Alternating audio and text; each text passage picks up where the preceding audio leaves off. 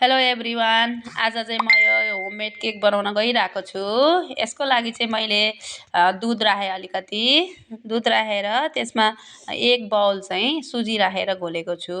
त्यसपछि मैले यसमा 2 to 3 स्पुन जति चाहिँ व्हिट फ्लोर गहुँको पिठो राखेँ।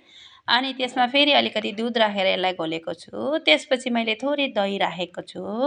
दहीलाई पनि त्यहीँ राम्रोसँग मिक्स गरेको छु। यसलाई चाहिँ स्मुथ डो बनाउनुपर्छ। त्यसपछि मैले आएर 1 चम्चा घिउ, यो चाहिँ मेल्ट गरेको छैन मैले, यत्तिकै राखेको छु। 1 चम्चा घिउलाई चाहिँ यसलाई पनि त्यसैमा मिक्स गरेँ। यसलाई राम्रोसँग मिक्स गर्छु। अनि त्यसपछि आएर फेरि अनि मिक्स गरेर थोरै त्यो ड्राई डेट्स हुन्छ नि, हामीले छोक्रा पनि भन्छौँ नि नेपालीमा, यसलाई चाहिँ मैले त्यसको सिड निकालेर पिनेर राम्रोसँग अलिकति दुध हालेर पिनेको थिएँ मिक्सीमा। अनि पिनेर पेस्ट बनाएर अनि त्यसलाई पनि त्यसमै हालेर घोलेको छु। मैले चाहिँ चिनीहरू राखेको छैन, यही डेट्सले नै गुलियो बनाउँछ। त्यसपछि मैले नरिवल राखेँ, पिसेको नरिवल। यसलाई पनि मैले मिक्सीमा हालेर नरिवल पिनेर अनि राखेको हो। 1 बाउल जति राखेको छु। आफूलाई टेस्ट अनुसार जति राख्दा पनि हुन्छ। अनि यसलाई पनि त्यसमै राखेर मिक्स गरेँ मैले राम्रोसँग। अब अलिकति भाँडा अलिकति सानो जस्तो भयो, तर अब आजलाई यसैमा गर्छु म। बिस्तारै घोलेको छु त्यही भएर। अनि त्यसमा चाहिँ मैले अब फेरि अलिकति दुध राखेर घोलेको छु।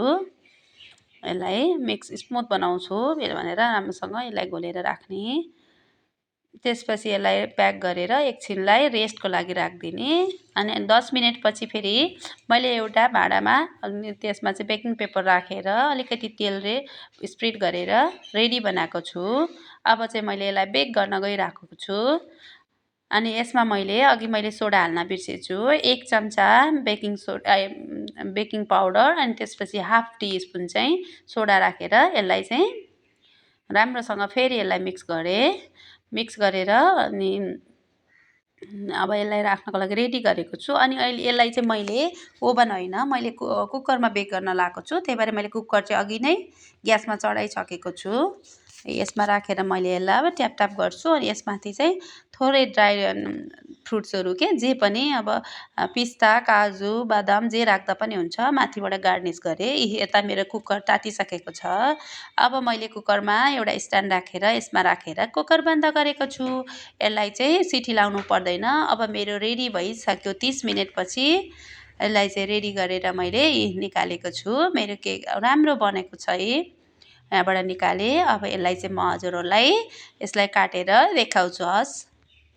अनि मैले काटेको छु। अनि यो राम्रो पाकेको छ, राम्रो बनेछ, पुरै स्पोन्जी छ केक पनि, हेर्नु होला।